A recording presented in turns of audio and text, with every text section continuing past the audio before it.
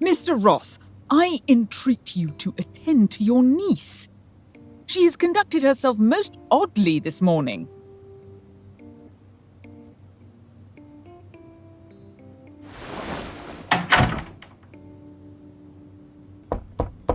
Why are you suddenly in such a bad temper?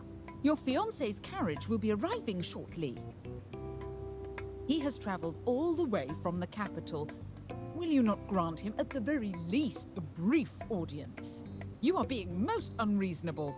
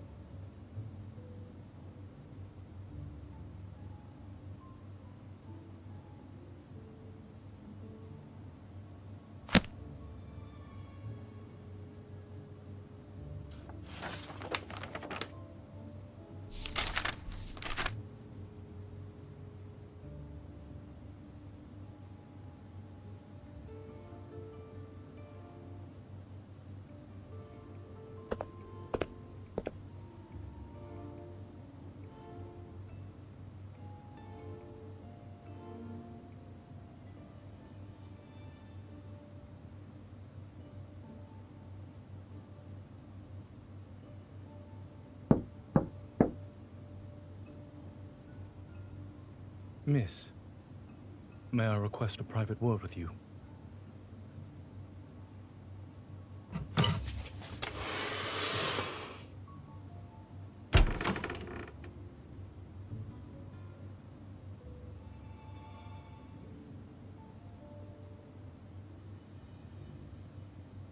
Miss, I must forego the liberty of kissing your hand, for it would be improper given our current circumstance.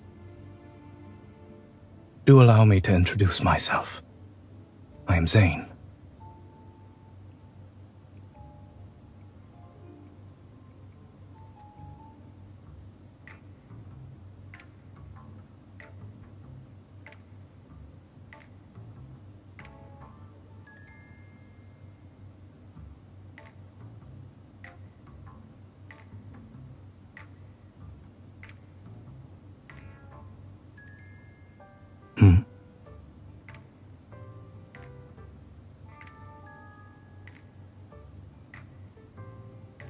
Miss, we share the same desire.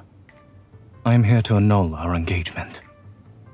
You need not affect displays of disorderly conduct in hopes of giving me a negative impression.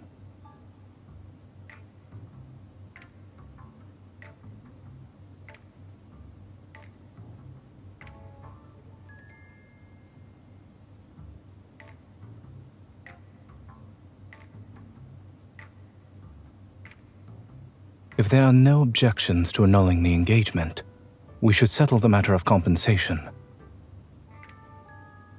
I intend to hand you Morley Manor, one of my estates.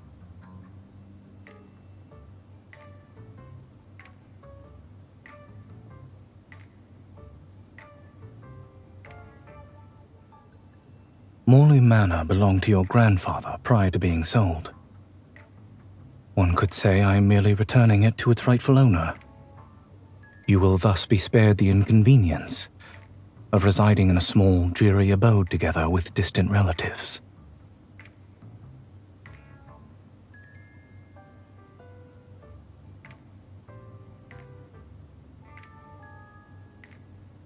Should you be concerned about gossip following the dissolution of our engagement, my father has a cousin, Lady Herlin, who will soon be visiting the county. She enjoys considerable esteem in the capital, and the young noblewomen she takes under her wing never fail to distinguish themselves during the social season. Every year in late spring, distinguished families host balls and charity dinners. It is a time for young ladies and gentlemen to present themselves and get acquainted. It is merely a suggestion. Whether you heed it or not is up to you, miss. If you wish, I can arrange for you to meet my aunt at the manor.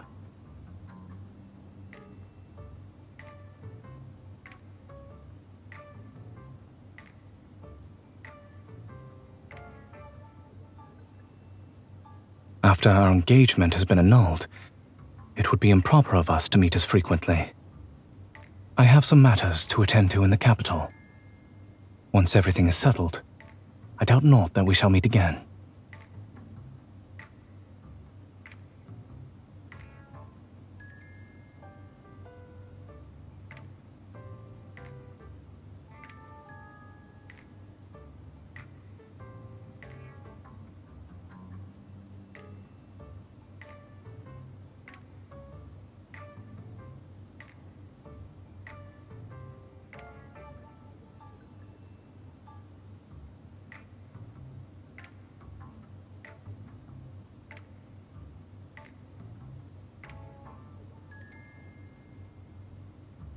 But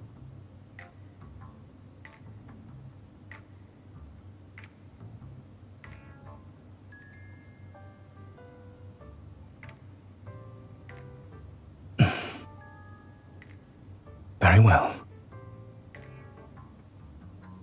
A carriage for Morley Manor shall be waiting for you in 3 days' time. I trust our discussion will bring about a satisfactory resolution for the two of us.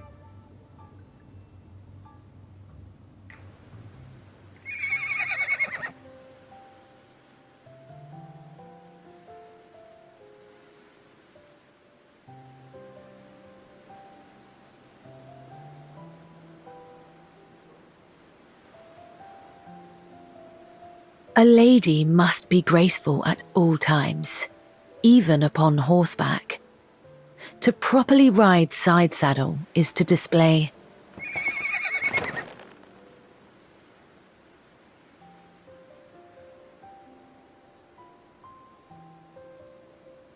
How curious. You are the second person to advise me so. The first was Zayne. Indeed. You should talk to each other some more over the coming days. You might find you have much in common.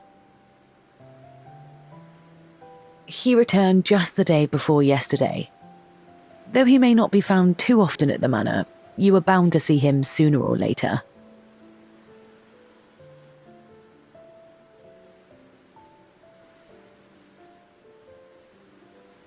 Miss, the young are apt to let first impressions cloud their judgment, and fail to inquire further.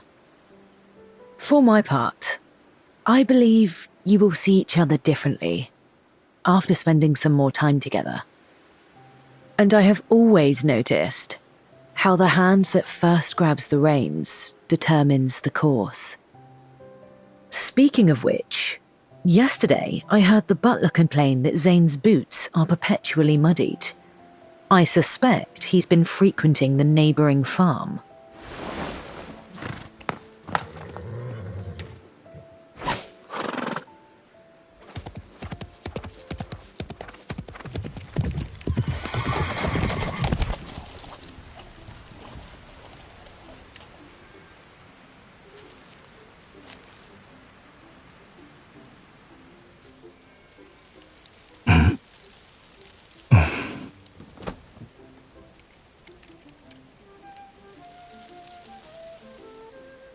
Do you often pry into the affairs of others?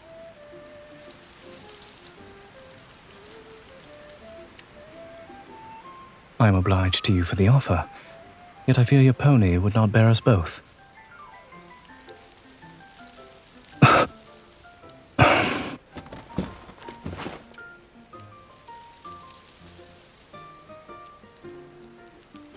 Miss,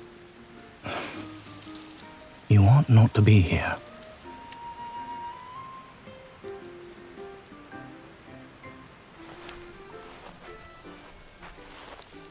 Your curiosity regarding me knows no bounds.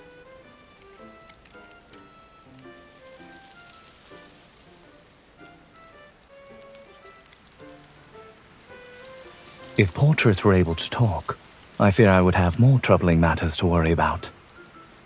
This farm forms part of my property in Rarity County. I have neither the time nor the inclination to manage someone else's estate.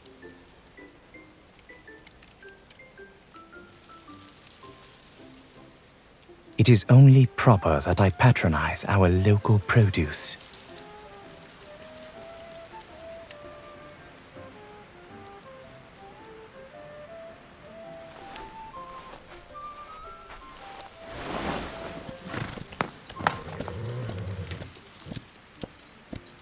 I do not generally contend on foot with one mounted on horseback.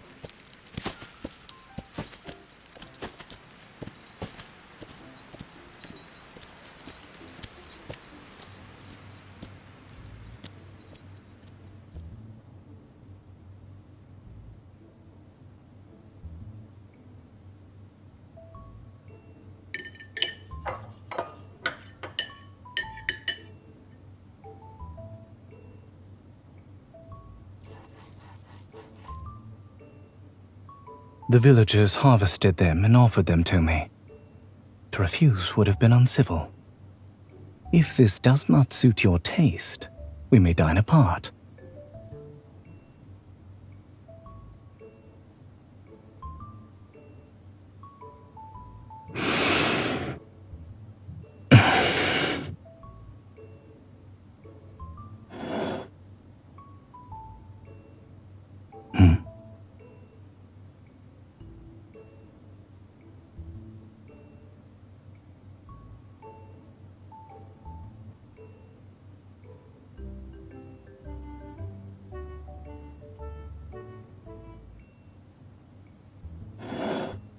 If it pleases you, you may have mine. I do not presume to dictate what others sow in their fields. You, however, do ask a great many questions, yet without ever disclosing your purpose.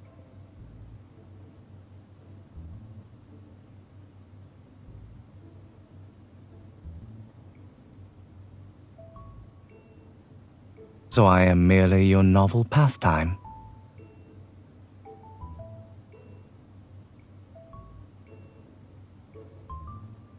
A most generous offer. I am to take you sightseeing, and in exchange, you are to unburden me of my harvest.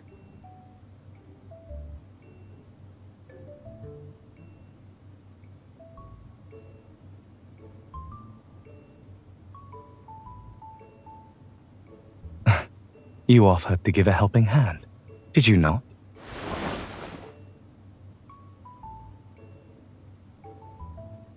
I had not intended that you should drink it all at once.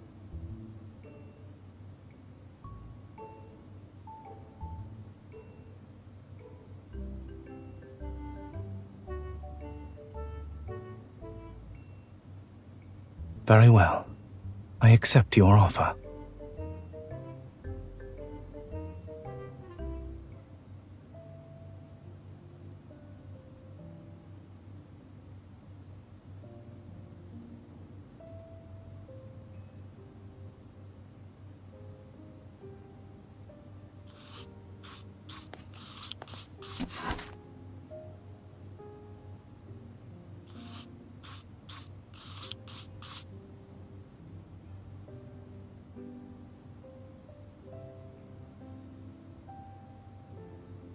If you would avoid attracting notice, I advise picking a slimmer volume.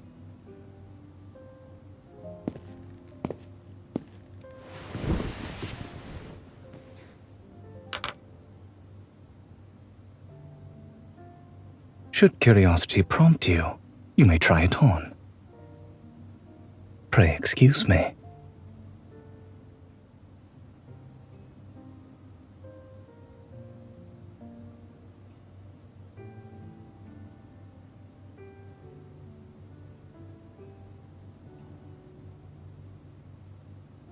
Do not open your eyes too hastily.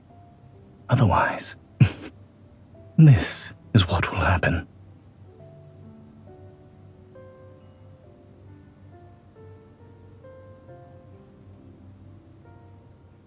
If not the monocle, perhaps it is these volumes that engage your interest.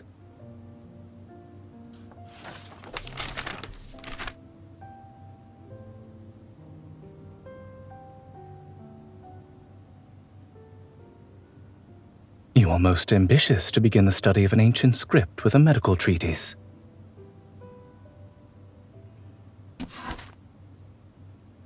Here is the translation, if you wish to consult it. It is not likely to be published anytime soon. You must content yourself with the manuscript. It is but a humble compilation of my own. Should you discover any errors, pray bring them to my notice.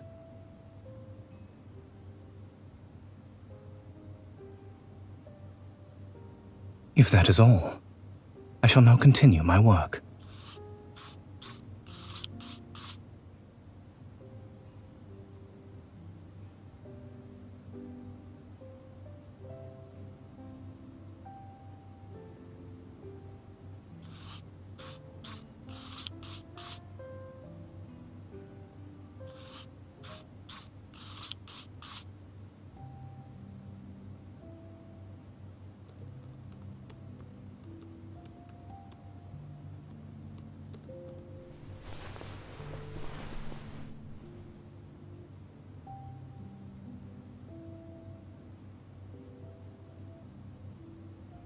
I had not expected my translation to prove so very soporific.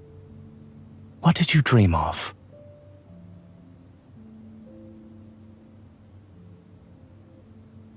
Indeed. And what was to be expected hereafter?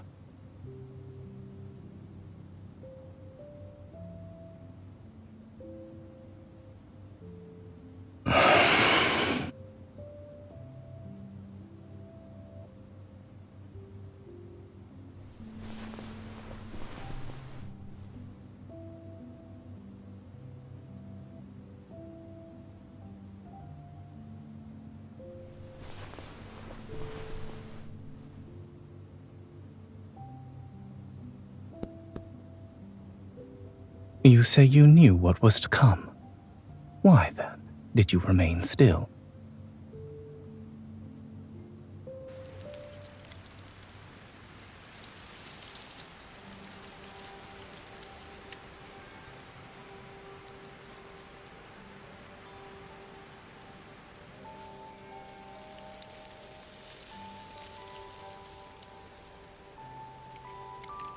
Keep out of the rain. Should you develop a fever, infuse this powder of willow bark in water and drink it. Mr. Zayne, we have little with which to repay your kindness. Pray accept these sweet cakes. Very well, but do take greater care with that sickle. I shall not attend you a second time.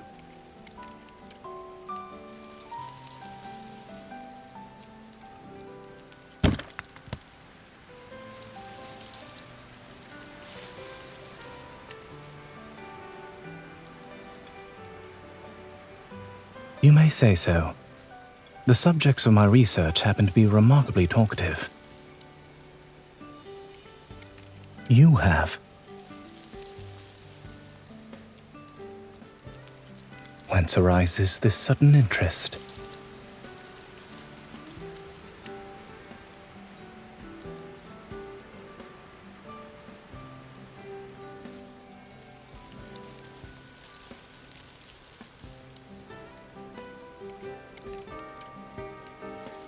You believe acting without regard to my expenses must imply some sort of enjoyment.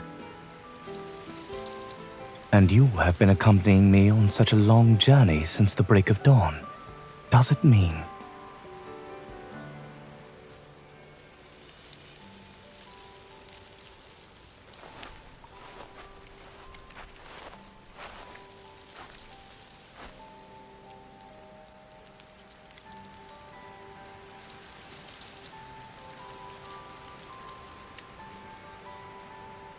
More or less so, yes.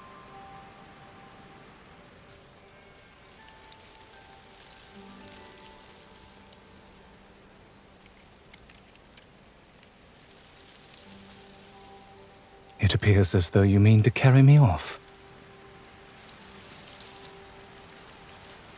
That is quite a high recommendation.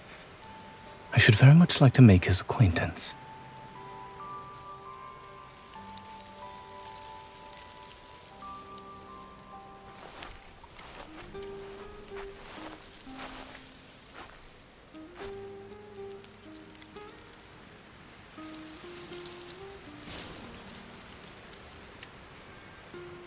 Perhaps I merely wish to be certain that the choices I make are indeed my own, and not just the consequences of a perceived duty.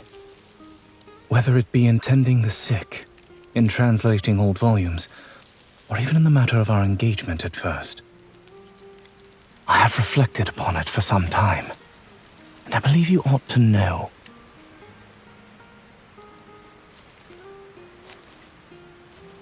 I will speak plainly. I now see you in a different light. Yet, I do not regret annulling our engagement. You are clever, witty, and exceedingly fair. Such qualities as these might win a heart with uncommon expedition. You possess a vision and a path manifestly different from those who see marriage as the main purpose of this earthly life. It is meet that you choose the right person for yourself, rather than letting another determine what is best for you.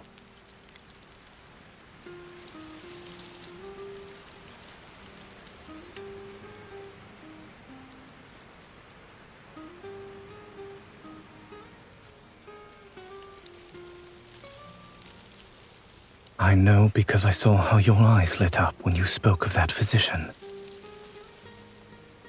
That is why your future ought not to be bound by an engagement made for you beforehand.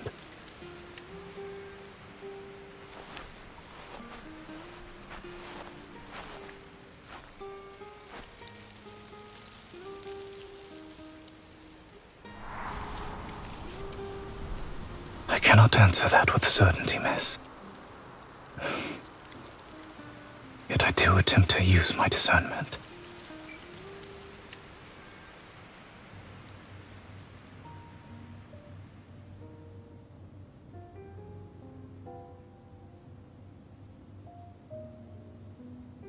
I haven't seen you in a while. I thought everything would be going swimmingly between you two, yet it seems not to be the case.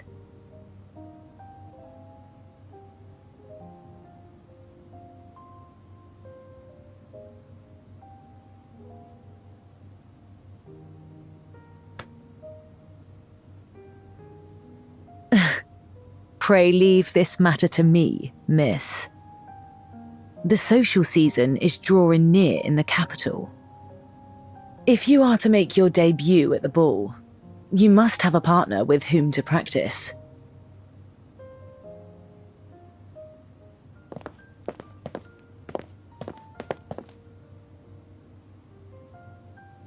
I may, depending on who happens to be my partner. One may always plead an aversion to dancing as a polite refusal to an unwelcome invitation. They say that practice makes perfect. To refuse demands practice as well. Come, try declining my invitation to dance. If you do not practice beforehand, then at the ball. Lady Harlan informed me that you are looking forward to the ball that will be held in the capital, and that you've been preparing rather earnestly.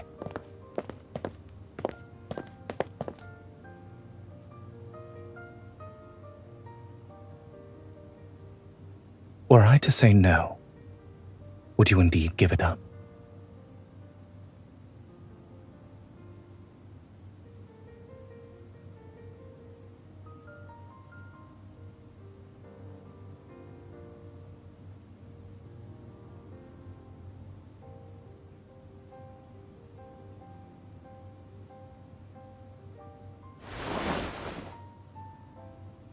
Is that all you seek in a lifetime companion?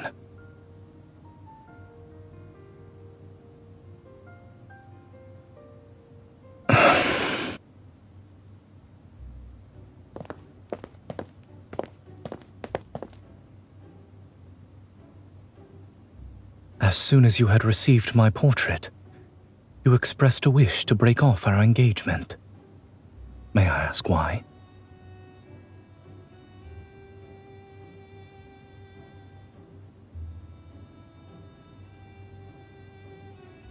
Did you find my appearance disagreeable?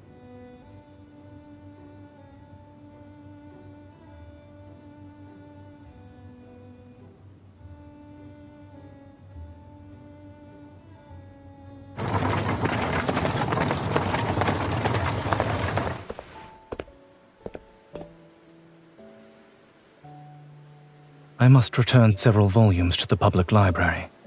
We must part here.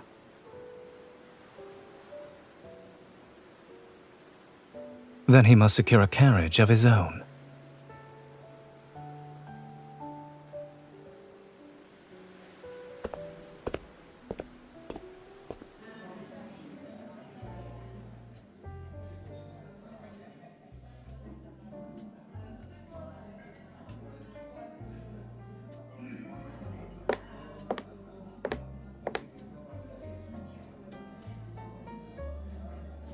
May I have the honor of standing up with you for the first dance this evening, miss?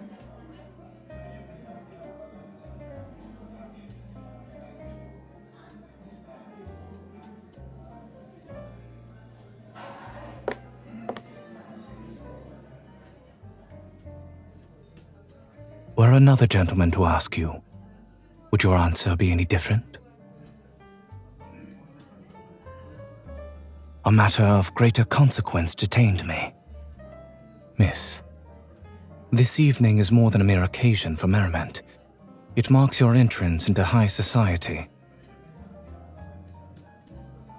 A polite smile or a courteous nod may be misconstrued as eagerness to accept a gentleman's advances. I'm not doubting the acuity of your discernment. However, accepting a stranger's hand during the ball is often enough to kindle idle tongues. I suspect even Lady Herlin neglected to caution you on this point.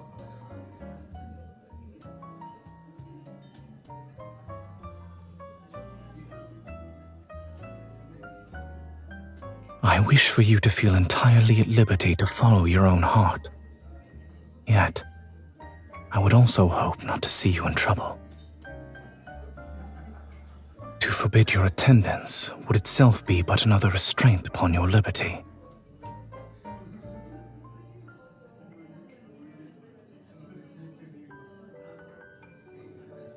Well then, have you another gentleman in view for the next dance?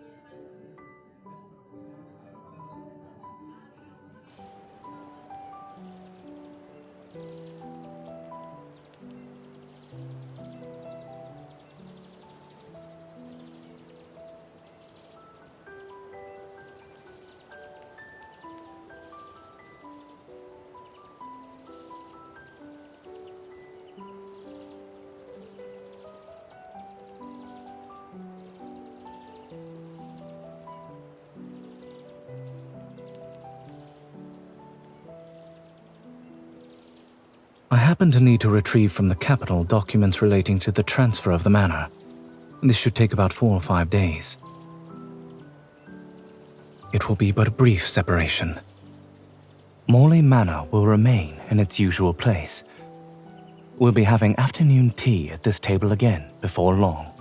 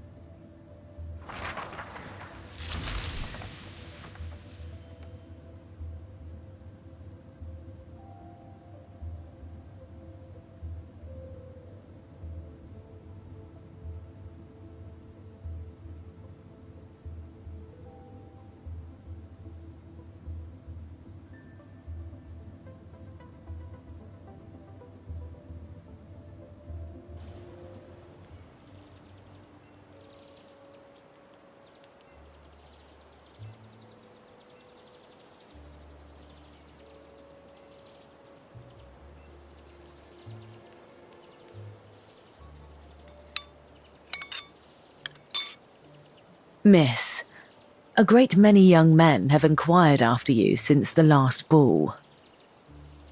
But none compare with Zayne. Is that right? After the engagement was annulled, he was worried you might be treated unfairly upon entering high society, so he pulled quite a few strings to smooth things over for you. I had not planned to vacation in Carrollton County. He had to insist thrice before I at last consented. Actions, my dear, are often more eloquent than words. But he has been holding his tongue for a good while now. I fear we shall have to resort to more extraordinary means.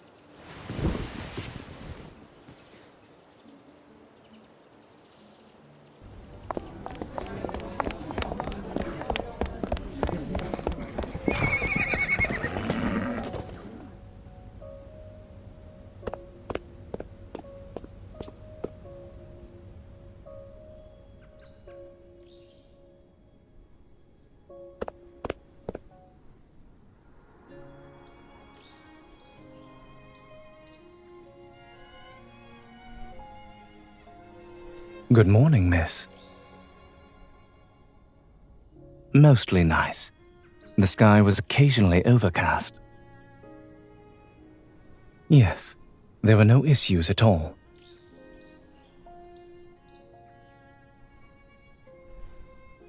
It was my intention to return early.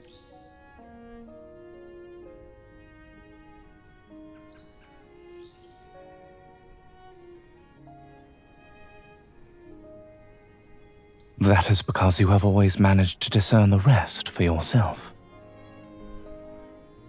If that is the case, I shall endeavor to be a tad more loquacious moving forward.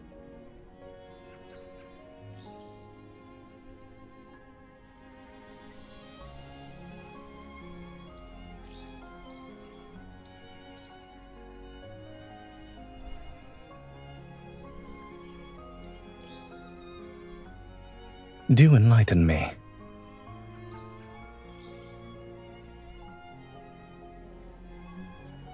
Oh?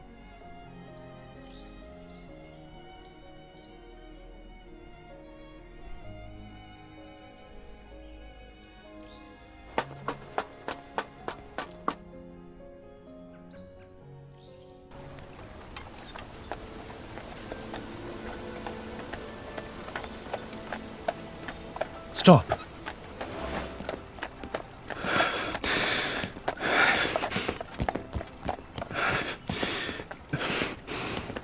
Miss, I believe we must clear up some matters between us. Pray allow me a moment.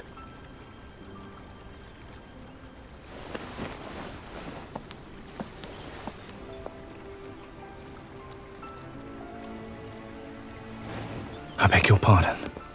I have been too hasty.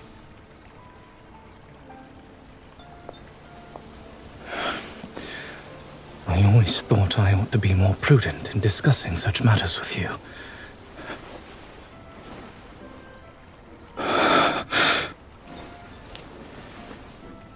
I...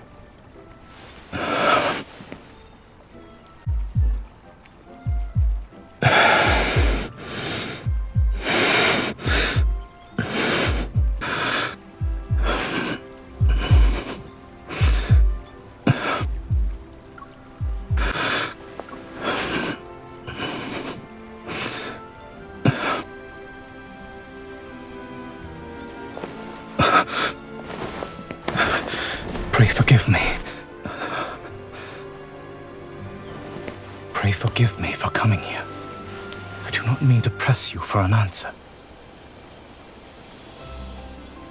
Yet if I were not to speak up now, I would risk losing the most precious opportunity of my life. I hastened to conclude my business and returned earlier than I had intended because I...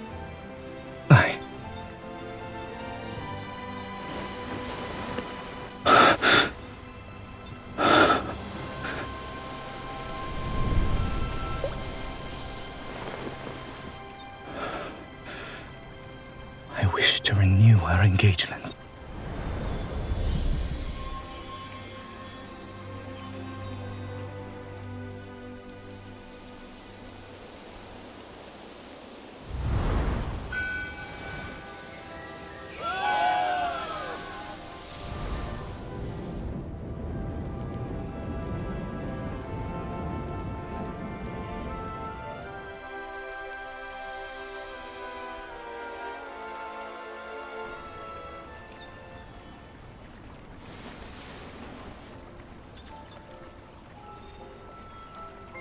The weather has been very favorable on our first outing.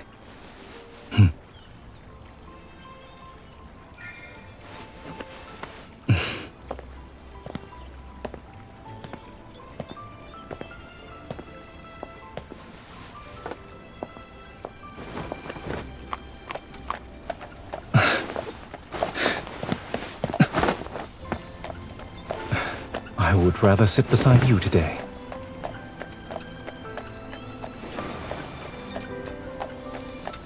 Consider it a reminder to a certain married lady. A hasty departure hardly accords with good manners. Will you not turn away from me this time?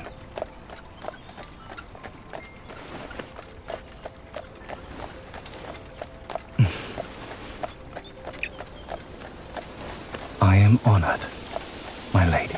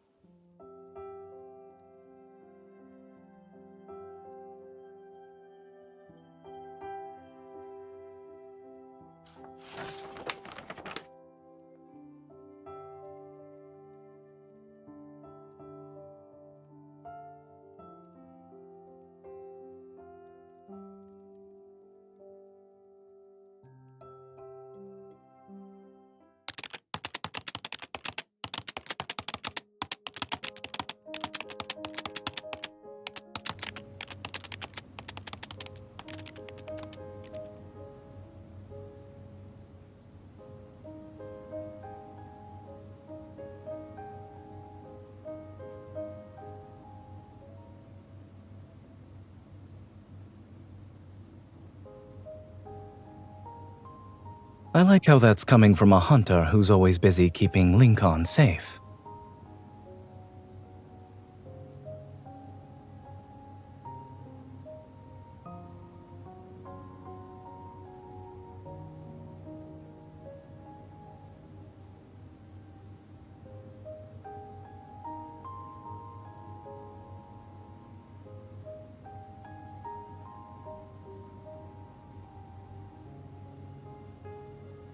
I can only read a little so far.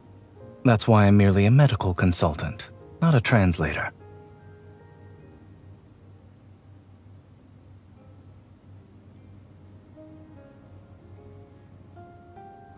Oh? I seem to recall someone being desperate to leave at first.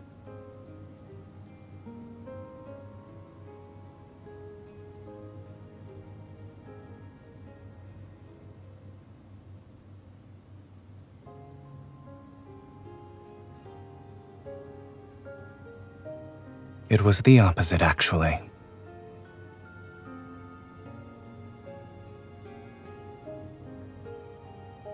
When I first saw you at the Ross's estate, I thought how happy it would be if we could cast aside rank, fortune, and every other distinction. And if this young lady might choose me entirely of her own accord.